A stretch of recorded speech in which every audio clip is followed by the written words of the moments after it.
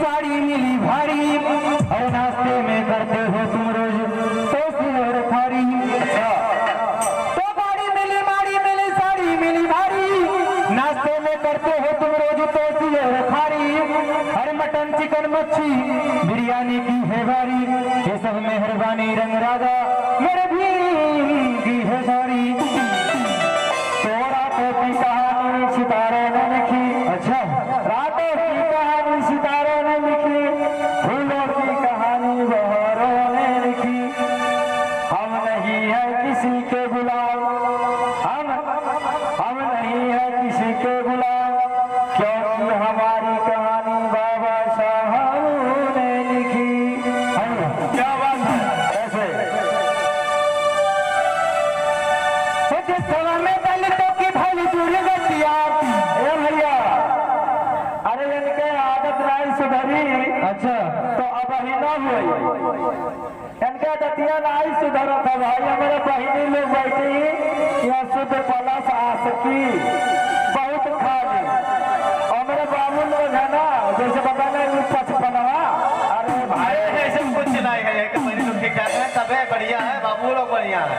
तो बाबू लोग बहिनी लोग ठीक नहीं तो आप सबका यहाँ बहुत बढ़िया की आदत है। तो आप सबको सादा नमो उठाए भी आप लोग नशे से दूर रहें और भगवान बाबा साहब भगवान बुद्ध के विचारों को माने। लेकिन कैसे हो मदन भैया में दलितों की भली दूरी दिया। अरे बाबा भीम जी दिलो ले दिया। अच्छा अरे बाबुआ हो मुँह खोला करा ए मदन भैया। हाँ भैया अब आप कहा था कि बबुआ हो मुँह खोला करा लेकिन मुँह खोला ही तो क्या बोला रे मुँह खोल तो रसगुल्ला बरसी हो रसगुल्ला। अरे देश समय में दलितों की भली दूरी दिया बाबा साहब भीम जी दिलो ले दिया। बबुआ हो मुँह खोला करा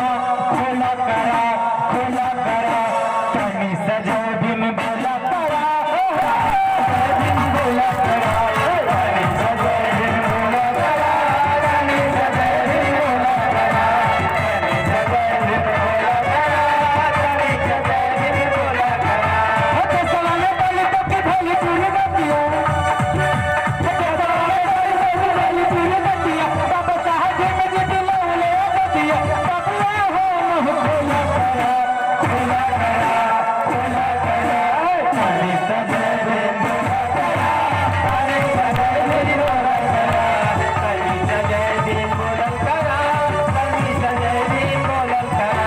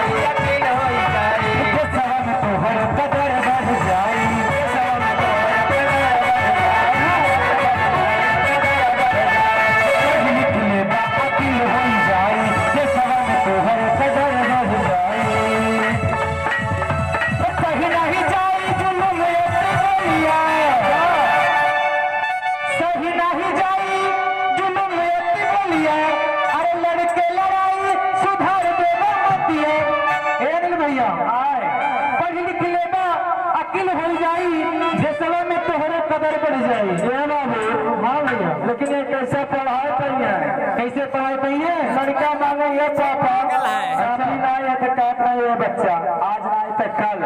अब मम्मी से मांगत है कि ये मम्मी स्कूल गए है और सर जी हमें बहुत मारत है हमारे पास कलम नहीं है तो नहीं कहा थी बच्चा आज ना कल। अच्छा पापा तुम्हारा ये तो दिलवाई दे भाई 10 रुपया धरे ही आस्ती का पैसा आए खर्चा करी है क्या बाबू? अरे सही नहीं जाई जुल्म यत बोलिया, अरे लड़के लड़ाई सुधार देवा मतिया, अरे जुल्मी के मुंह थोड़ा करा थोड़ा करा थोड़ा करा, तनी सजय दिन बोला करा, तनी सजय दिन बोला, तनी सजय दिन बोला करा, तनी सजय दिन बोला करा, तनी सजय दिन बोला करा, तनी सजय दिन बोला करा।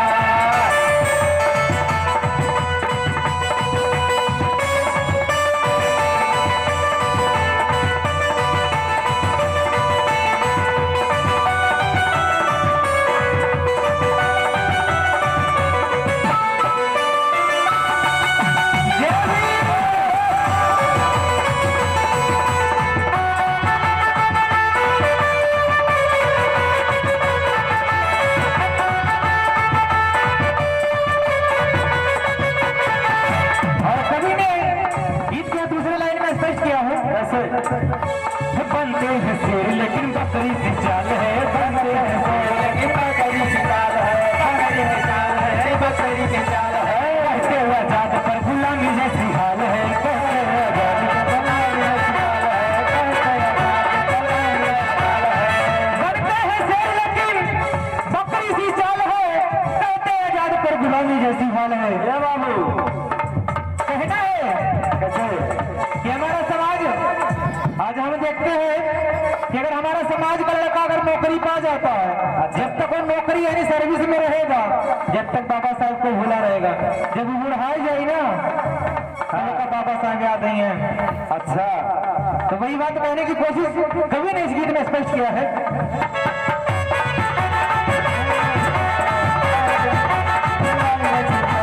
बनते हैं शेर लेकिन बकरी सी चाल है, कहते आजाद पर गुलामी जैसी हाल है, देश बदे भीम जी उठाए बड़ी खतरा, अच्छा देश बदे भीम जी उठाए बड़ी खतरा, रोई रोई भीमा बाई पोछे लिया जरा। ऐसा का हो हम इस समाज से पूछना चाहेंगे कि भीमा बाई कौन थी? कितने लोग जानते हैं भीमा बाई कौन थी? भीमा बाई कौन है? हमारी माता बहने और हमारे भाई लोग भी बताएंगे भीमा बाई किसका नाम था। इस गीत में अगर लिया गया तो क्यों लिया गया? क्या बात है? आप जी के माता का नाम था भीमा बाई। हमारा देखो हमारा भाई हमारे साथ में आया हुआ है भीमा बाई।